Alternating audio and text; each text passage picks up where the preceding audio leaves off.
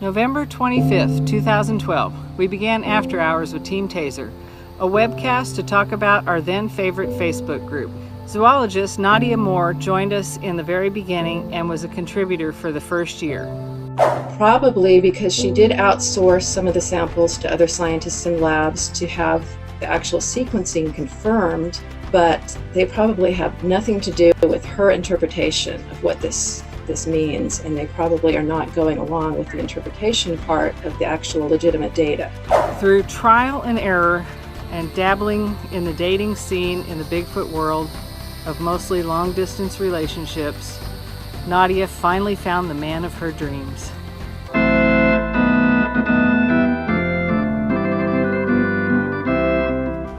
She married cryptozoologist and world explorer Adam Davies last year. Today on After Hours, Rictor spends an hour talking to Adam about Bigfoot and all things unexplained. Our webcast, after rising to number 1 shortly after we started, has come full circle. We want to congratulate Adam and Nadia on their nuptials and wish them continued success in their happiness. Miss you, Nadia. Hope you're doing well. Why am I here? What is this show and who's paying me? I need my agent. Hang on a minute. I'm gone. Welcome to After Hours. My name is Rictor. I am your host. Rictor! What? Leave him alone! This shit is real. Now we got Rictor going. We're going to have to hear about it all night. Yeah. That's a bunch of screaming memes out there, and that's the scoop that has been reported so far.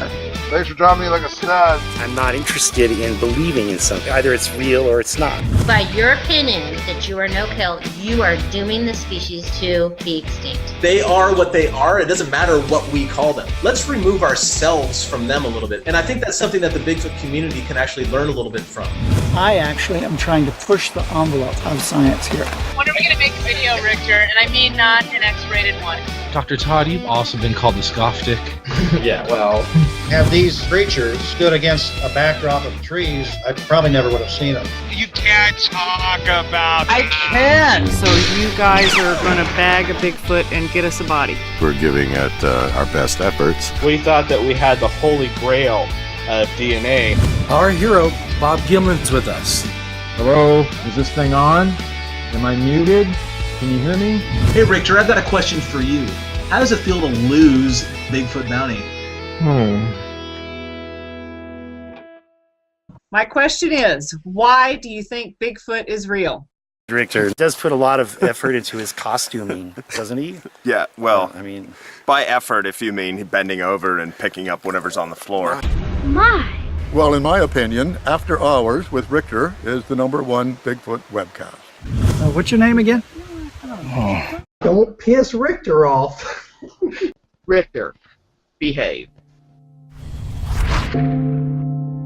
Hi everyone, welcome to After Hours with Rictor. My name is Rictor Riolo, I am your host. Unfortunately, my co-host Tammy Murray could not be here today, but the show must go on.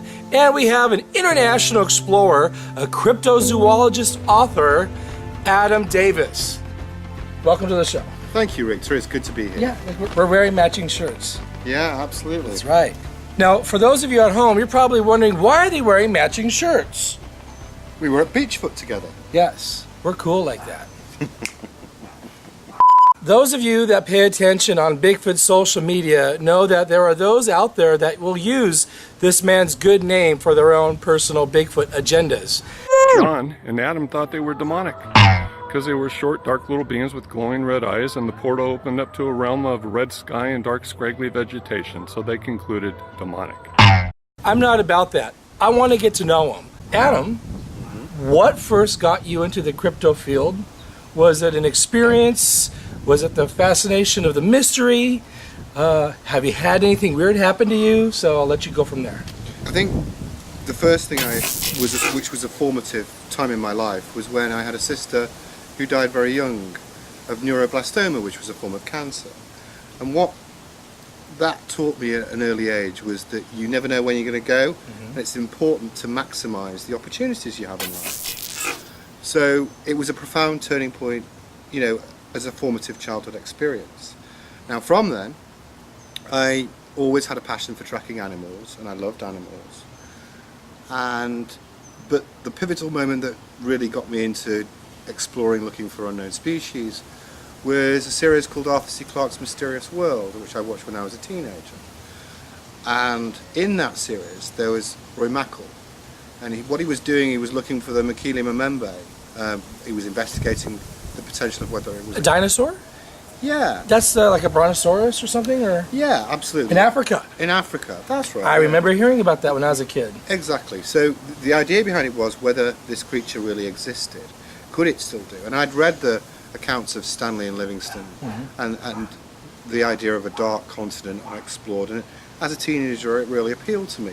The thing I liked about Mackal was the fact that he was a bit crap, for want of a better word, and I don't mean that in a derogatory sense. To give you a specific example, he was preparing for his expedition, and he was putting up a hammock in Central Park, and he was falling out of it, he was falling out of it, but he was still going. And I contrasted that with the more rigorous exploits of explorers who'd give accounts saying, day 51, and my toe dropped off and still I ploughed on. So I thought, I want somebody who is fallible, who I can aspire to, because I think that the thing that I need, given my passions, is guts, and I felt I had guts. So that was how I got into the subject and started to do expeditions. So the Mbembe. Mokele Mbembe. Yeah. Were you surprised I knew that?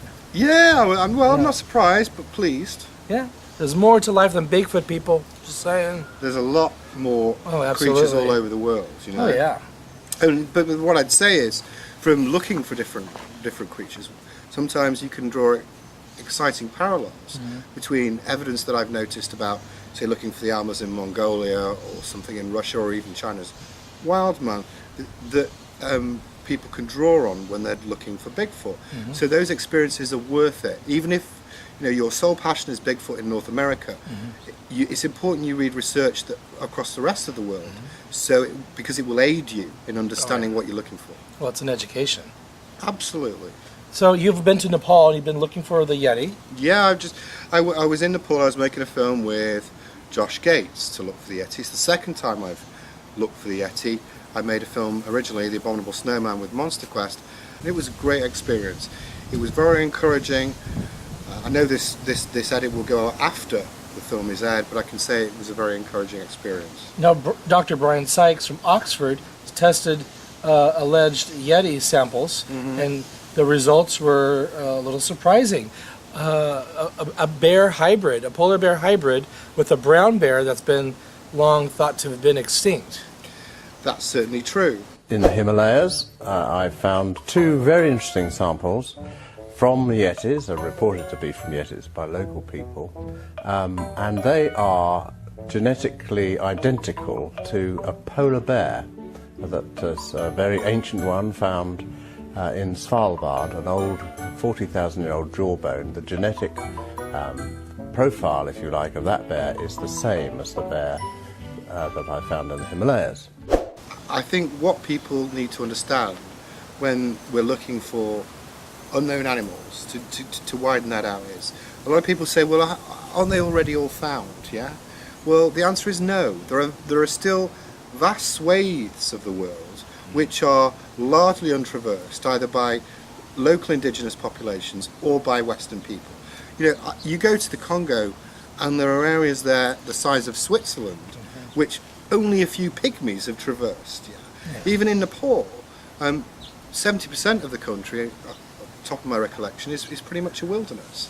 So the idea of a bear hybrid, or even a Yeti, when stories have gone back many thousands of years about this creature, and are consistent across several different countries, it's not remotely implausible. It's just about turning the evidence on its head and considering it from a different angle. Now, do you think that the Sykes study has been a death blow to the abominable snowman, or do you think the search continues? No, it's been inaccurately reported, because what Sykes said was that there is one type of Yeti that is this hybrid, whether you accept his research or not. That's what he said, and that's a fact. You can dispute the research, but that's a fact. That's what he said. Now, the important point that I want people to really understand is that the local people always said there was possibly 2 or even 3 types of Yeti. And they make a clear distinction in all their legends going back many centuries, that one is a type of bear and one is a human-like creature. And so what Sykes found doesn't remotely do any damage to the accounts and plausibility of the Yeti. In fact, rather, it affirms that those legends have some veracity to them, because they're talking about a creature that may exist, which previously hasn't been found. So if you think about it, it adds gravitas rather than detracts from it. The way it was reported in the media, Yeti disproved, is totally, completely wrong. It's just a chapter in the book. It's almost a strengthener if you look at it like that. Or it's a new species. A new creature was found. Because of the search for the Yeti. Yeah, a new creature was found because of the search for the Yeti, but also the legends had already said that it would be there. Yeah. And they've in some ways been proved. Now, are you a natural skeptic? I have spent my life doing all these things. I've looked for animals all over the world. I don't think there's anybody alive who's doing more than that. And because of that passion, because I've risked my life and done all of those things, I can't really say, it would be disingenuous for me to say I'm a pure skeptic, because I want to ultimately see if any of these things exist. So you're hopeful? I'm hopeful, but the distinction I would make is I'm very wary of these people who wrap along a sort of quasi-religion to these things, talk about these special gifts that they have. What I'm interested in is independent evidence which can be scientifically corroborated and replicated, because I believe that's the way forward. Yeah, saying you have special relationships which can't be tested or verified, to me doesn't add any substance to the subject. So that's what I'm about. I'm interested in, sure, I'll sit around a campfire and listen to your story and I'll be polite, but ultimately it's not my game. You've gone Sasquatching, you've gone Bigfooting. Mm-hmm. Pacific Northwest. Yes. Can you see how people can create answers for the questions that can't be answered? For instance, the tracks then all of a sudden stopped. Therefore, it must have went into a interdimensional doorway, or I saw it running, but then my sister said she saw a wolf go running by. Did Bigfoot transform into an animal? I'll tell you what I'm cool with. I'm cool with people saying that they saw something, no matter how weird it is, and that's the end of the story. So state the facts as you saw them, state your perception. What I'm not cool with is people dealing in absolute certainties as a consequence. So in other words, I am right because, I am sure of this. You're not sure of anything unless it's independently tested. And I think that's the big difference. I know that strange anomalous things can happen and can be documented, but they can't be documented unless they're measured and documented. It's just a story, Right. And most of Bigfoot is just a story. Right. You might believe something, but unless it's proved, that's as far as you can take it. And with something like the habituation method, I'll give you an example just to expand on the topic, if I may, Rick. Please. I have an opinion on that as well. Yeah, well, let's hear it. But the thing with habituation, I don't mind if somebody says they have Bob the Bigfoot in their back garden and they want to leave that subject alone and just enjoy that, I can't say I'm unlikely to believe it, but that's their business. Mm-hmm. I'm good with that. The thing I'm not good with is if they start monetizing that, writing books and or conferences, conferences, making money on YouTube. They need to be held open to objective scrutiny, and if they get aggressive when you challenge them, then they're simply wrong, Well, that's also a red flag for something that could be possibly going on. That's totally egomaniacs. So if you make money off things and people are paying their hard-earned dollars, then you should be open to scrutiny. If you're making it public in that way, but I think what you have to be aware of with some methodology is that if habituation isn't really done now by, as far to the best of my knowledge, by most anthropologists. So if you take the Jane Goodall example, it used to be done, but it's not. I think that's my understanding. But most of those habituations, when they did occur, occurred within 5 to 6 months, I think, as I recollect roughly.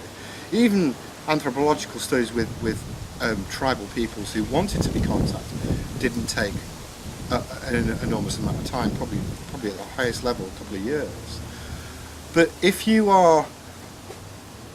have spent many years and you don't have any tangible scientific evidence which can be corroborated, then people are going to ask hard questions because it's not consistent with any known species example. And the other thing I'd say that Bigfooters need to be cautious of is the idea that all of a single species are benevolent and kind. There is no example anywhere in the existence of Earth with any level of sentience where that is the case. So for example, if you look at a dog, let's just use a dog, there are aggressive dogs, not so aggressive dogs, placid dogs, etc. And everybody's familiar with that. Look at people, which have the highest level of sentience. There are aggressive people, nice people, not so nice people. So why should a Bigfoot be any different? It's already documented with animals and humans alike. That's not to take away anybody's personal experience, but your personal experience cannot then be used to make a sweeping statement about all the creatures in existence.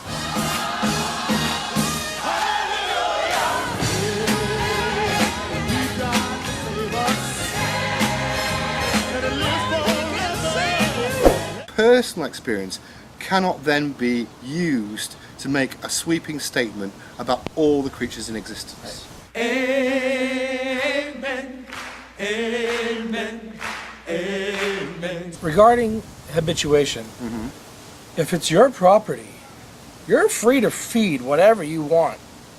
But if it's public land, like the Bureau of Land Management owns land or something, and you're going and you're camping on land that is not yours, that is a national forest, I feel it is wrong to feed wild animals. Les Stroud, who was my guest on After Hours, doesn't think that it's a big deal. Go ahead and feed wild animals. It's not an issue.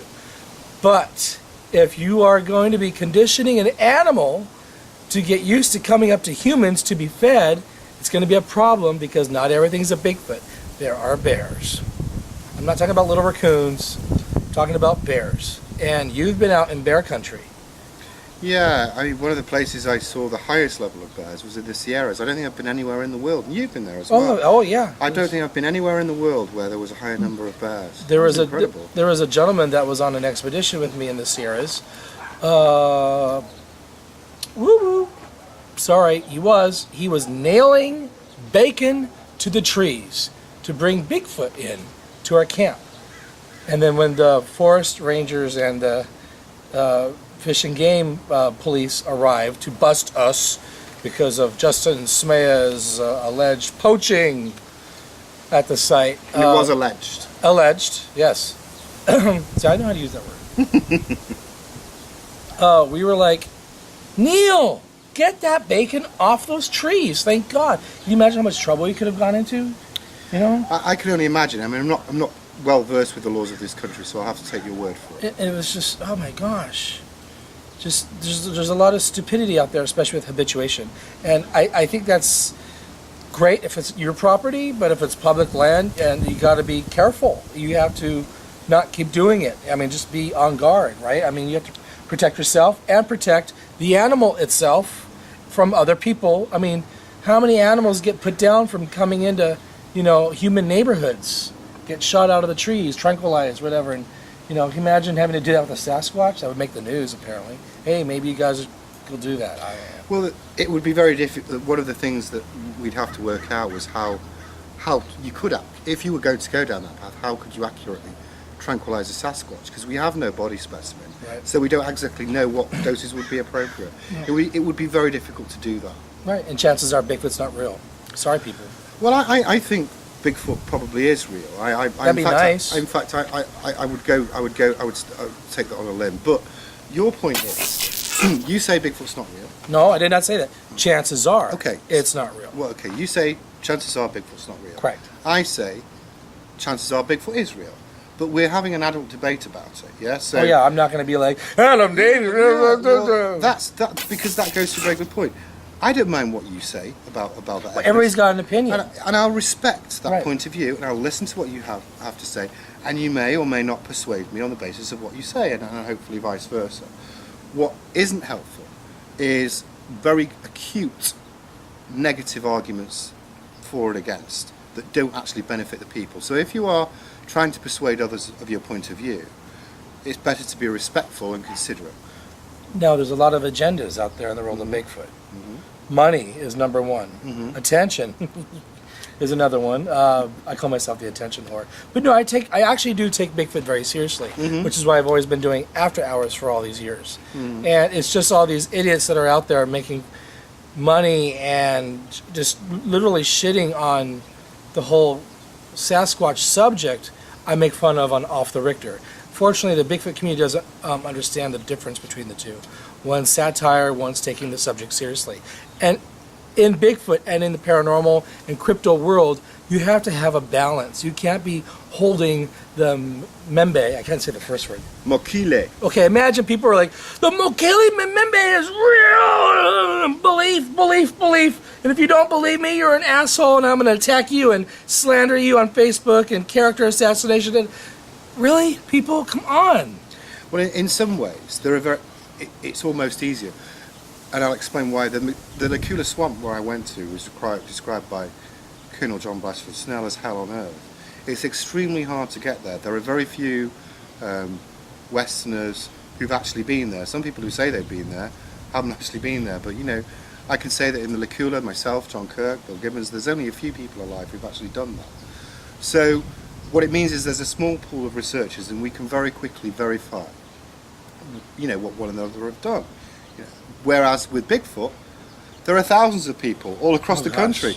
So one of the things I found when I looked at Bigfoot research is, well, where do you start with this stuff? Because, what's your starting point? It's very easy with the Congo because it's a very small pool. But Bigfoot, apparently, is all over the country. Right. Whereas where you were, when you're out in the swamps, it's like going to your kid's softball game.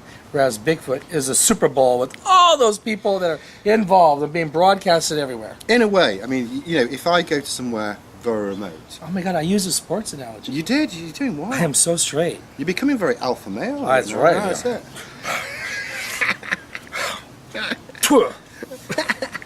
If I want to go somewhere that is very extreme, be it the steppes of Mongolia or the Congo or a remote part of Nepal, I'm doing mountaineering, you are risking your life.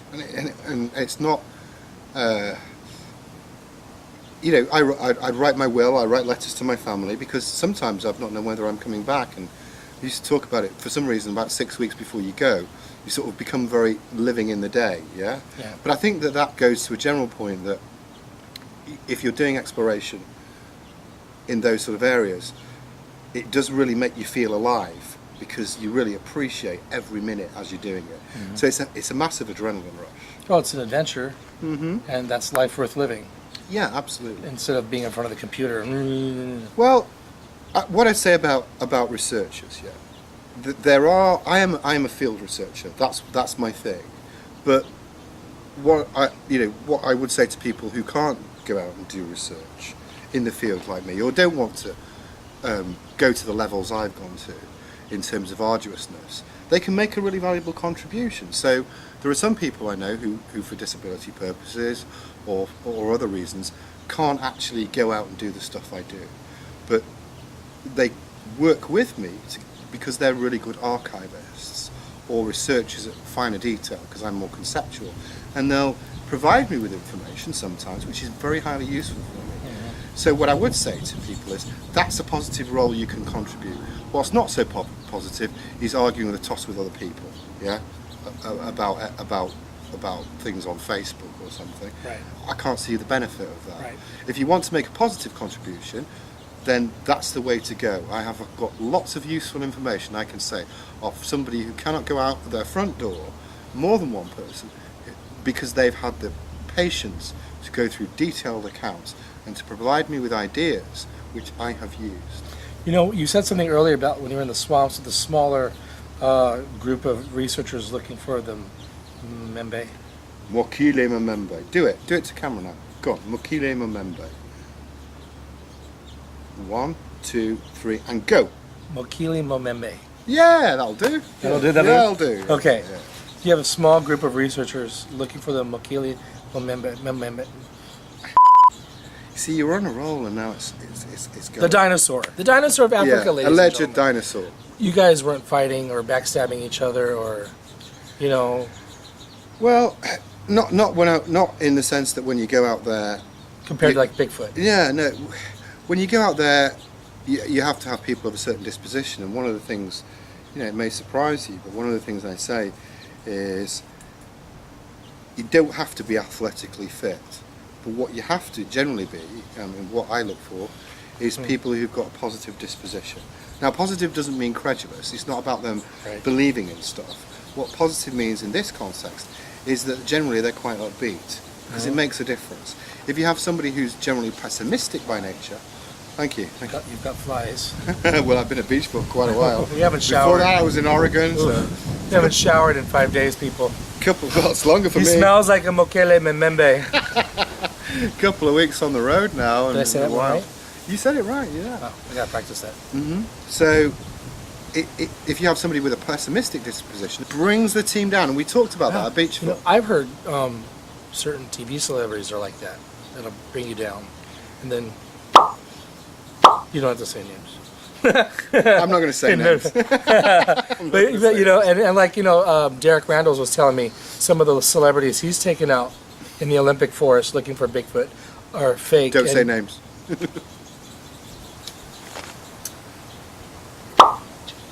Yeah, I know. Yeah.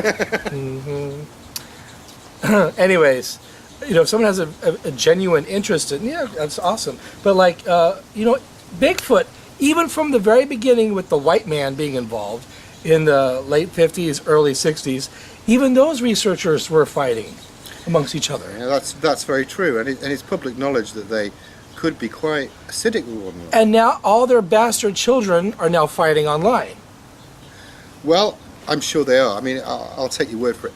I think the thing. I think you've witnessed it. I think you've seen some. I've seen some of it. Yeah. You've seen, I didn't know that they were all fighting, but I've heard that there are some conflicts. Well, yeah, and even with some of the big names, my opinion on the subject matter, if you're a real researcher and you take it seriously, you let your evidence and your work speak for itself. You don't need to go online and Facebook groups and start fighting with people. I really don't have time to. I really don't have time. Well, yeah, you're creating, you're working, you're argue with people on Facebook. Yeah, the energy is detracting. It's not to say I won't find some things amusing, because I like a laugh, and some of the more bizarre stuff that comes out. We were talking about like that. Somebody who said that there are micro Bigfoots, and some of them are as small as the grain of hair, or a grain of sands on the beach, or micro Bigfoots. I was just peeing myself laughing at that. I thought that was hilarious. The idea of, in evolutionary terms, of there being thousands of micro Bigfoots running around with these little people is just nonsense. Right. It's just nonsense, and that stuff you can laugh at and fairly dismiss. But taking it, it's all right to persuade people of your point of view in research, but it's better to be respectful, because I think then you'll get more out of it. Mm-hmm. Yeah, but not really silly stuff. I just can't bear that. Mr. Davis here and I were talking on the way up to Oregon about the Orang Pendek, and he thinks that this creature, if real, is of parallel evolution, and I found that to be very fascinating. Yeah, what the Orang Pendek is, and I think it's an important point. Sometimes people can look at this subject and say, oh, it's a bunch of weirdos running around looking for silly monsters, which is clearly a nonsense. I do believe Bigfoot exists, but what I'd like to show is an example of how you can fairly argue points. And with the Orang Pendek, you can do that. So, if you say the Orang Pendek, by the way, is, just to cut a long story short, is an alleged bipedal primate that lives in Sumatra. Stories about it go back many centuries, as far as Marco Polo. Now, if you say jungle Yeti, it can be an instant turn-off. People can say, oh, that's bullshit, But if you say, look, in a remote part of the world, in a massive, largely untraversed forest, so lives a rare creature, which it has a lot of consistencies with the orangutan, which doesn't live in that area. But what I think the Orang Pendek is a bipedal primate that's evolved as a symbol of parallel evolution. So I think the orangutan evolved to walk bipedally, given its circumstance. And in the same way as we came out of the trees as the world hotted up and learnt to walk across the savannah. Why did we do that? Because it was a good survival tool. So that's what and I wrote a paper about this, which you can Google, Edge Science Magazine, New Primate Species in Sumatra. But I think there's a learning point for all species there. It's how you approach it. If you approach it as fanciful or mystical, then it's not going to generate any plausibility. But if you say, this is the science, this is the evidence behind why it might exist, then I think that's a positive way forward, and people can relate to that. Depends who you want to bring the subject to, but that's the way I would suggest is the best way to go about it. What do you think has the better chance of being proven to be real, the Orang Pendek or Bigfoot? Right now, as things are. Right now, the Orang Pendek is more likely to be proved quicker than Bigfoot, simply because there's a body of evidence which is ever gathering. I mean, I originally went on the Finding Bigfoot show with Cliff Barrickman. Good man. Yeah, really nice guy. And as a consequence of his experience there, because I took him out into the jungle, he became convinced well, not convinced, but he wanted to find out further evidence of the Orang Pendek.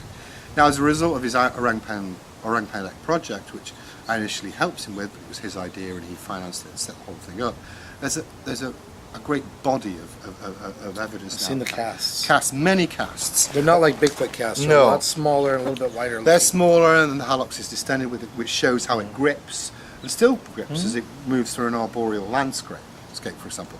But that's a whole other story. But the bottom line is, and in that area, that it's quite because I narrowed it down, there's quite a concentrated area where there's a number of eyewitnesses, and there's a number of prints in that area.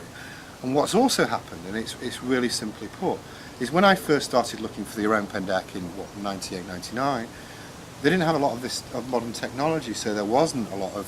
None of the locals had phones, for example. You know, there was one when I used to contact my guide Sahar.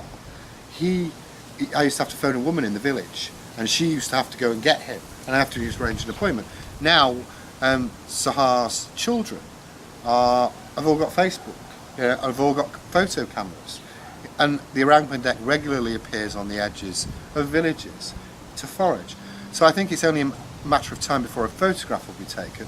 If a photograph which is good enough will be taken, it doesn't prove the Orang Pendek before everyone goes, it doesn't prove it. Right. I know it doesn't prove it, but what it would do is, because of the people, the contacts I have there, is start a serious scientific study. Right. And then from that you would get the Orang Pendek. The giant squid, for example. Yeah. And so that's why I think, and if I differentiate that with Bigfoot, even if it's a really clear picture of Bigfoot, right, it won't be enough to generate a serious scientific study. The only thing that will generate a really clear scientific study of Bigfoot is probably DNA. The Orang Pendek isn't as polluted as Bigfoot is. Well, yeah, that's it. I mean, there's so many, you know better than I do, because you've been looking at Bigfoot for many more years than I have. But the amount of photos, alleged photos, disputes over photos, you know what? There's new ones every day. A photo proves nothing. It's an interesting story, and that's as much as you can take it. And it's not to take away the credibility of any of the photos out there, whether they're right or wrong, but it's not going to be enough, in my opinion, to generate a scientific study. You need DNA of some description in order to do that. And if you got DNA, there would be one in the US. I'm sure of that. There would be. So Mr. Davis here has written a book called Man Beasts, and here's another book you wrote, the first one. Yeah, I've written two books. The first one was Extreme Expeditions, Travel Adventures, Stalking the World's Mystery Animals. Second one, Man Beasts, A Personal Investigation. Anyone can order them on Amazon or Facebook my public Adam Davies page, and I can send you the details if you want. Now, the first book dealt with my adventures, which started in Norway and went on through the Congo and the Orang Pendek. You name it, I went. All these different countries. The second one picks up from there and deals right up until a few years ago. Right. And deals with up until about 2012, and the next one coming will be from my adventures from 2012 onwards. So they're almost like a diary of all the countries I've been to across the world. The journal. Yeah, and they're written in that manner. Wow. how I felt and thought at the time, really. You were surrounded this weekend at Beach with quite a few Bigfoot authors. Yeah. You know, I was. Peter Byrne was there. Mm-hmm. You know, Peter Byrne has written 18 books. Well, Peter Byrne writes about animals all over the world that he's looked at. He's very, very well known for the Nepal stuff. Right. So I wanted to speak to Peter Byrne, particularly because he did, spent a long time doing expeditions in Nepal.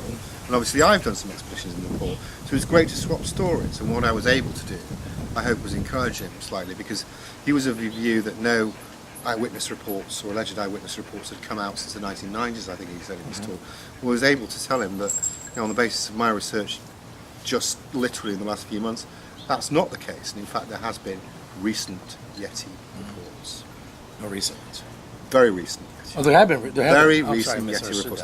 No, let me say it again. There have been very recent Yeti reports, which is super encouraging. And I think I've narrowed down an area now where it would be good to do further research on the basis of that expedition. In fact, I know I have. You're going to be the man to do it. Well, I'll try. Peter Byrne's kind of retired. Well, he's in his 90s, forgive him, so he's not going to be climbing mountains anymore. I can still climb mountains, I hope, on a good day, when the sun's shining. And it's not Tuesday, because I don't like Tuesdays. You think Bigfoot's real? Yeah, I think so, but I think it needs to be proven real by scientists, not asserted by non-experts. Backyard researchers? Yeah. Weekend Bigfooters. There's nothing wrong with being a weekend Bigfooter. Unless you're on Facebook and saying, this is Bigfoot! Unless you're saying that you are right and everybody else is wrong. God, why is there so many egomaniacs in Bigfoot, who demand followers and don't allow to be questioned and have their conferences? And Well, if you make it a religion, you're making a big mistake. Mm-hmm. For those of you watching, I will not allow Bigfoot, the world of Bigfoot, to turn into the next Heaven's Gate, David Koresh, or Jim Jones, because it's getting closer and closer and closer, because there are those out there, I don't know if you're aware of this, that say Bigfoot has healed them. Now, for people out there who've exhausted every avenue of medicinal help for whatever ailing situation they're in, cancer, disease, whatever, I would be desperate if I wanted to live for anything to help me. And if there's someone out there who puts his or herself out there saying Bigfoot's healed them, they have a habituation site that's ongoing and is producing evidence that's yet to be corroborated, I would be desperate to try anything. And I think that's disgusting. And we, as a society, as a group of fans of Bigfoot and researchers, need to hold each other accountable and protect ourselves and other people from possible danger. And I think that's danger. I mean, imagine someone, Adam, I can't believe I've been going on a tangent here. I always do this. No, it's okay. What if someone, real quick, what if someone saw in the beginnings with David Koresh or Jim Jones the cult-like behavior and the manifestation growing, because it just didn't happen overnight. What if someone had noticed that ahead of time and was like, hey, wait a minute, that's wrong, people, wake up, smell the coffee, you know what I mean? I won't extrapolate. Let me give it on a personal experience, because this is how I feel about these things. I'm not going to go down the David Koresh path. I just want to bring it back to how I feel about this. Okay. And the reason I think it's very dangerous to profess Bigfoot's a magical being, and I'll tell you why. I feel quite strongly that that's totally wrong. I told you earlier on I had a sister that died of neuroblastoma, yes, a form of cancer. Yeah. It was not a very nice way to go. My desperate parents tried everything, including magical healers who said that they could help cure her. And of course nothing worked. And all that did was prolong my family's distress. So I feel quite strongly that that is absolute bullshit. You know, and I've never made a statement as strong as that. But it's bullshit. Don't do that, please. You feel as strongly about that as I do in regards to David Paulides' books, Missing 411, because my brother was missing for almost 3 months in Big Bear. In the wintertime, he passed away. He succumbed to hypothermia, but he was found. And that could have been a chapter in one of his books. And I think it's kind of wrong to imply things that it's Sasquatch between the lines. You know, taking and harming or killing people. I don't know enough. I'm not trying to dodge it. I'm just not read enough about Polides. But I'm just giving. I feel so. I can only relate to my personal experience about magical healing Bigfoots. You know, and that's how I feel about that. Right. For those people out there right now watching this and listening to the program, what advice would you have for the future explorers, the next generation of cryptozoological authors and researchers? What have you learned along the way that they could benefit from? There are a couple of things I'd say. First of all, know your local woods. Get to know the flora and fauna in your area. Do some tracking. Learn about the animals in your own area before you go off and think I'm going to go look for a tiger. So get to know those, because they'll give you a good groundwork into how to prepare for field research. So do that. That's the number one. Number two, seek out experienced researchers. You know, it's okay to make mistakes and look at those things along the line, but seek out, when you're making those mistakes, seek out other researchers and use their information who you think might be credible. Yeah, and you'll have to make assessments as you go along, and that's not easy, but you'll get better at it by practice. But it's okay to make mistakes. What's not okay is to think you're always right. Make mistakes, learn from them. I've made lots of mistakes. Sometimes I've been right, sometimes I've not been right, but I've always tried to learn from those, and as a consequence, seek improvement. So do that. Well, you're constantly learning as well. Constantly. I'm learning all the time. And you know, and so that's a good progress. So the third thing is to not vacillate. What I mean by that is, don't sit there saying, well, I'll do it next year, or I'll do it the year after, I'll do it in 20 years' time. The amount of people I hear that they're going to go and do so many things when they've retired, well, you never know when you're going to go. So if you really want to do it, do some background, be self-appraising, and go and do it. Don't wait. Those are my pieces of advice. That's a good, healthy dose of motivation. Well, one of the things is, if you want to do it badly enough, you will do it. You will do it. I've always lived it. Wendy. Well, thank you very much for being on After Hours. Some say it's the #1 Bigfoot webcast. I tend to agree. Awesome, Rictor. Thank you very much. I've enjoyed it. Good talk. Thank you. Joining me today is David Ellis from the Olympic Project. Now you're probably wondering, why am I talking to David, and who is David? Well, check this out. He has a baby Bigfoot print he's polishing Casso. Anyway, check this out. It started to walk in. Into your bedroom? Into our bedroom. It was just big and hairy. I'm shaking. It walked in, and then from that point on, neither my twin or I can remember a single thing. Ooh! Look what MMBRT did to me! Oh! Well, people don't demand any proof of the woo bullshit. They just buy into it. You know, believe what you want. Believe what you want, run with it. Find your evidence, get what you're doing. Just don't be a dick. You're not so bad. No, don't tell people that. Oh, they need to fear me. He's a jerk. I'm really harmless. I don't bite. I might bark, but I don't bite. No, you have no bite. So you're on this BFRO expedition. Was it a Dr. Johnson? My first expedition? Was that it? It was Dr. Johnson. That was when sanity still reigned. It doesn't prove it's a Bigfoot.